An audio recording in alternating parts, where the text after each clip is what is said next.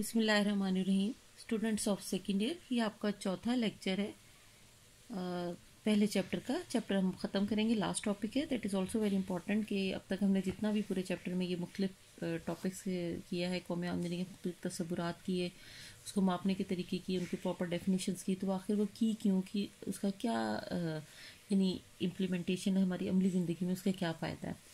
तो बहुत अच्छे तरीके से आपकी इस बुक में दिया हुआ है मुख्तलिफ हेडिंग्स के उसमें। तो उसमें देखिए कि सबसे पहले ये कि कौमी आमदनी का यानी क्यों हम मालूमात हासिल करते हैं। इसमें यह है कि किसी भी एक मुल्क की मौशी तरक्की की रफ्तार का अंदाज़ा हो जाता है।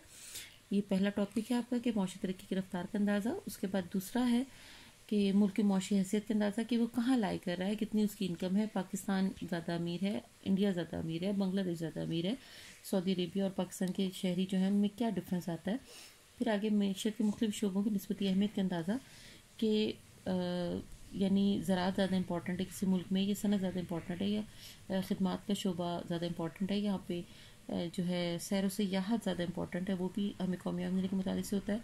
फिर आगे ज़राए माश के मुतालिक मालूमात मिलती हैं कि कौन से मुल्क में किस जगह पे ज़्यादा लोग जो हैं वो किस शोबे से इन्वॉल्व हैं। जैसे पाकिस्तान के हवाले से बात करें तो हमारे जो तकरीबन 75% बिलवास्ता तौर पर ज़राअत से रिलेटेड है। नंबर 4 जो नेक्स्ट आपका है, हमें पता चल जाता है कि मुल्क में सर्फ कितना हो रहा है, बचत कितनी हो रही है, और सरमायाकारी का अंदाज़ा हो जाता है।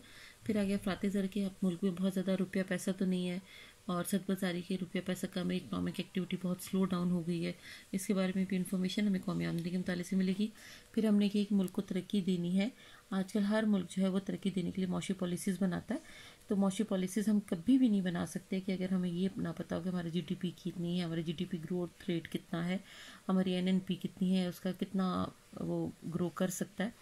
मौशी मनसूबाबंदी भी मौशी पॉलिसी से ही रिलेटेड है कि मौशी मनसूबाबंदी जो है कि वो उसके हिसाब से हो रही होती है। फिर आगे के बैरूनी कर्ज़ और इमदाद का उसूल है कि बैरूनी कर्ज़े कितनी हमें ज़रूरत है, कितना हमें मज़ीद चाहिए। अगर हम प्लानिंग कर लेते हैं उसके बाद हम ये लेते हैं, मेरी ज़िंदगी का अंदाज़ा हो जाता है कौन सा मुल्क जो है किस मुल्क के अवाम किस लेवल की ज़िंदगी जो है वो गुजार रहे हैं। बैनुल अक़वामी तौर पर इसकी बहुत अहमियत है क्योंकि कंपैरिजन जो है मुख्तलिफ ममालिक का वो कौमी आमदनी की वजह से ही होता है। किसी मुल्क की बहुत बड़ी इकनॉमिक जो पिलर होता है वो बजट की तश्कील होती है, और वो बजट की तश्कील भी हमें इसी के ज़रिए मिलती है।